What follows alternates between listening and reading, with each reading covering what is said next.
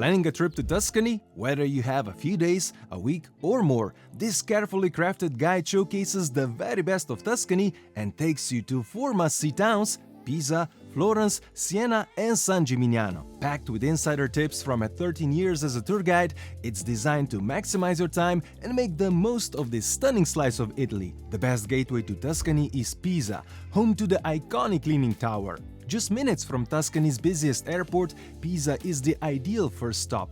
Head straight to the magnificent Square of Miracles, where 4 stunning marble landmarks, including the Leaning Tower, showcase the city's golden age. For the best and fastest experience, grab a combined ticket to see them all. The highlight, of course, is the tower itself. Built as a freestanding bell tower in 1178, it began tilting after just 2 floors due to a sinking foundation. This famous flaw, later corrected mid-construction, gave the tower its unique charm. Ready to climb its 251 steps? Be sure to book your visit in advance. Check the description below for a quick and easy way to secure your spot. Even more breathtaking is the Cathedral. Once the most spectacular Roman Catholic church in the world, it showcases Pisa's rich history and power. Its grey and white marble facade, striking black and white interior arches, and gold-adorned ceiling are truly stunning. Don't miss Giovanni Pisano's marble pulpit, a groundbreaking masterpiece of medieval sculpture.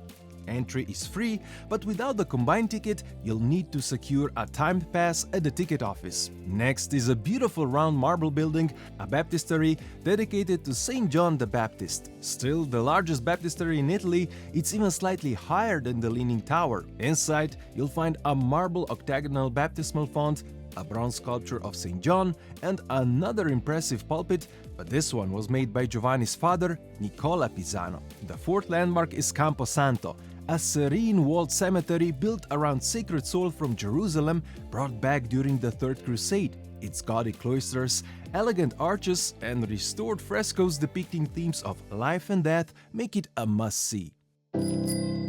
Most people visit only Square of Miracles and miss the rest. I would strongly suggest to look at the incredible Night Square. This was the center of power in medieval Pisa. Dominating the square is the Palace of Knights, now home to a prestigious university, but originally built as the headquarters of the elite and mysterious Order of St. Stephen. Right next to it, you'll find an elegant Church of St. Stephen, reflecting the square's rich history. The square was a meeting place of 7 streets, and one of them leads to Pisa's most elegant shopping area. A set of pedestrian streets have been an important and lively commercial space since the ancient times and is one of the oldest parts of Pisa. It's full of medieval architecture with arcades, old palaces, and churches. If you have some extra time, explore the walls of Pisa, an 800-year-old defensive structure offering stunning panoramic views of the old town. The elevated walkway stretches for 3 kilometers or 1.9 miles and provide a unique perspective on the city's history and architecture. Be sure to check the quirky opening hours online before heading out. If you're only visiting the Square of Miracles, half a day is plenty. However, to fully experience Pisa's highlights, plan for a full day. With extra time, explore its museums, galleries, and hidden gems. Don't miss the chance to soak in Pisa's quiet charm in the evening when the day trippers are gone. The town transforms into a magical place under the evening lights. Easily accessible via Pisa's excellent train and road connections is Florence, the capital of Tuscany and the birthplace of the Renaissance. Start at Piazza Michelangelo, the perfect spot for panoramic views of breathtaking skyline. This terrace, named after Michelangelo, features a bronze replica of his iconic David and is an ideal place to soak in the views and get a sense of the artistic wonders awaiting you in Florence. Next, descend to the Pitti Palace, a grand residence that once housed Tuscany's rulers, the Medici family, and later the kings of Italy. Inside, you'll find 4 fascinating museums, but if you're short on time, head straight to Boboli Gardens behind the palace. These stunning gardens are like an open-air museum adorned with statues and fountains that served as a model for many European court gardens. Not far from the palace, you can cross the river via Ponte Vecchio, Florence's iconic medieval bridge. A A masterpiece of medieval engineering, this unique structure features a row of shops on both sides, resembling a bustling market street, hosting jewelers, art dealers, and souvenir shops. Above this shops lies the hidden Vasari corridor, an elevated walkway connecting the Pitti Palace to other parts of the city. It allowed the Medici family to move discreetly without mingling with the public. The Vasari corridor leads straight to the heart of Florence, Piazza della Signoria, a historic square adorned with stunning medieval buildings and remarkable artwork. Highlights include the replica of Michelangelo's David, the imposing Hercules and Caucasus, and the elegant Fountain of Neptune. Don't miss the Loggia dei Lanzi, an open-air gallery showcasing incredible Renaissance sculptures, making the square a living museum. Dominating the square is Palazzo Vecchio, Florence's fortress-like town hall and a symbol of civil power since the 1300s. Climb its iconic tower for panoramic views or explore its museum to see frescoes and artifacts from the city's golden age. Right next door is the entrance to the Uffizi Gallery, one of the world's oldest and most renowned art museums. Originally built by the Medici family as government offices, it now houses some of the most celebrated masterpieces in history. Inside, you'll discover works by Michelangelo, Leonardo da Vinci, Botticelli, and Caravaggio, showcasing the breathtaking brilliance of the Renaissance. As no trip to Florence is complete without seeing this iconic gallery, be sure to book your tickets in advance. Check the description below for a quick and easy way to secure your spot. To see Michelangelo's original David, head to the Accademia Gallery, while food lovers shouldn't miss a visit to Mercato Centrale. The ground floor buzzes with a lively market offering fresh produce, meats, cheeses, and more. Upstairs, you'll discover a variety of high-quality food stands serving traditional Tuscan dishes and local delicacies. It's the ideal spot to grab a delicious lunch and experience the authentic flavors of Florence. As you wander through Florence's elegant squares and streets, you'll find charming shops, inviting cafes, and delightful restaurants at every turn. While exploring the heart of Florence, be sure to visit one of its oldest architectural masterpieces, the Baptistery of St. John. This octagonal gem, adorned with striking white and green marble, offers a stunning interior featuring golden mosaics from the 13th century. Right next door is the highlight of Florence, the Cathedral of Santa Maria del Fiore, or the Duomo. Its monumental facade, crafted from white, pink, and green marble, is a masterpiece of Gothic architecture. While the entry to the cathedral is free, don't miss the chance to climb its dome. Made entirely of bricks, it's the largest masonry dome ever built and a masterpiece of Renaissance engineering. Climbing its 463 steps will reward you with unparalleled panoramic views of Florence. This unforgettable experience is a must-see, so be sure to book ahead. Check the description below or scan the QR code on the screen to secure your spot through my hand-picked Florence list. To fully appreciate Florence, plan to spend at least 2 full days here, as iconic attractions like the Uffizi Gallery alone can take up to half a day. But when you're ready to explore beyond Florence, just 1.5 hours away by train, bus, or car lies another medieval treasure packed with charm and history: Siena. Once a fierce rival of Florence during the Middle Ages, Siena was a city locked in power struggle for dominance in Tuscany. Following its defeat by Florence, Siena became part of the Grand Duchy of Tuscany, ruled by the Medici. Despite this shift in power, the city retained its distinct and unique character and its stunning medieval architecture. Begin your Siena adventure at the Fortezza Medicea, a 16th century military fort offering stunning panoramic views of the city. Built in the aftermath of Florence's conquest of Siena, the fortress housed Florentine soldiers and served to prevent uprisings. Now, it has been transformed into a tranquil park and a popular recreational area with free entry.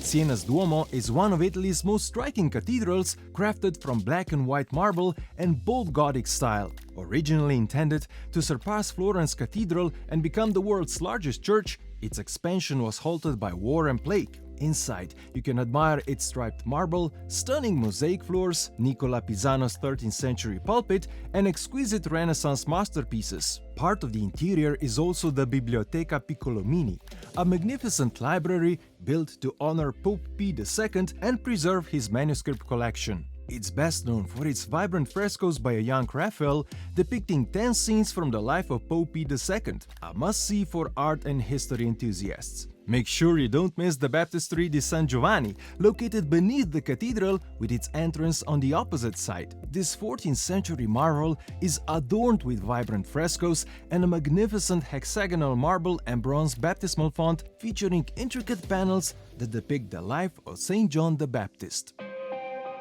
But Siena is also home to one of the world's most remarkable medieval squares, Piazza del Campo. Renowned for its unique, shell-shaped and rich history, this square remains the vibrant heart of Siena's social life. It famously hosts the exhilarating Palio horse race every July 2nd and August 16th, drawing crowds from near and far. By evening, Piazza del Campo transforms into a lively hub, offering the perfect setting to soak in the city's enchanting atmosphere.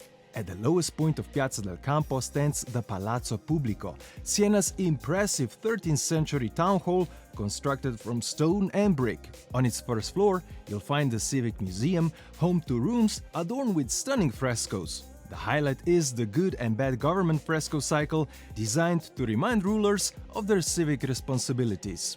Visitors can also climb the Torre del Mangia, which was once the tallest structure in medieval Italy. The climb, consisting of more than 400 steps, rewards you with breathtaking 360 views of Siena and the surrounding countryside. You can see most of Siena in a day, but this is also an ideal base for spending several days exploring Tuscany's rolling hills and nearby historic towns like Montalcino, Montepulciano, Monteriggioni, Pienza, and others. Don't miss the iconic landscapes of the Chianti wine region, perfect for wine lovers and scenic drives. From Siena, it's about an hour's drive to San Gimignano, often referred to as a medieval Manhattan, and our next destination. The town thrived due to its strategic location between Florence, Siena, and Pisa. Its wealth came from a major trade route passing through the town and the cultivation of saffron, a valuable spice. With their saffron profits, the citizens built towers both to display their wealth and to provide protection. Of the original 72 medieval towers, 14 still stand today. The town is still encircled by its original defensive walls, and you can only enter through its impressive medieval gates. The heart of San Gimignano is its main square, Piazza della Cisterna, surrounded by medieval towers. This square served as a marketplace, festival stage, and a venue for major events. Named after the underground cistern providing drinking water for the city, it features a stone well at its center. Surrounding the square are shops and cafes where you can relax and soak in the view. For a glimpse into life inside these iconic towers, visit nearby Casa Camptelli. This 28-meter-high tower house, preserved by the Camptelli family, offers an immersive look at the 1,000-year history of San Gimignano and its residents. To get a better picture how San Gimignano looked like with all the towers, there is a nearby museum called San Gimignano 1300. It features an impressive 27 square meters or 290 square feet model of the city from 1300 made of hand-painted clay. But the tallest tower belonged to the town hall. The so-called Fat Tower rises for 54 meters or 177 feet. After fierce tower building competitions among wealthy families, a law was passed preventing any tower from exceeding its height. Visitors can explore the Civic Museum and art gallery inside the town hall and climb the tower for breathtaking views. Right next door is the main church in town. Simple-looking Roman Catholic church was consecrated in 1148 in the presence of Pope himself. On the outside, it doesn't look like much, but on the inside, it is spectacular. Walls are covered with some of the most outstanding frescoes from the 14th century. There are whole cycles of different scenes that are telling stories from the Bible and relics of San Gimignano's patron saint. But besides history and art, San Gimignano offers one of the most delicious landmarks in the history of landmarks, its gelato. Two shops on the main square proudly display awards for the best gelato in the world. I recommend trying unique flavors like saffron or vernacchia. No matter your choice, you won't regret it. There is another modest-looking brick church that surprised with its interior, Sant Agostino. It features amazing 15th century frescoes showcasing 19 scenes from the life of Saint Augustine, from his boyhood in North Africa to his death. For art lovers, this is one of the most important things to see in San Gimignano. While half a day is enough to cover San Gimignano's main highlights, the town truly comes alive in a different way after sunset. As the day trippers leave, San Gimignano transforms into a serene and magical retreat,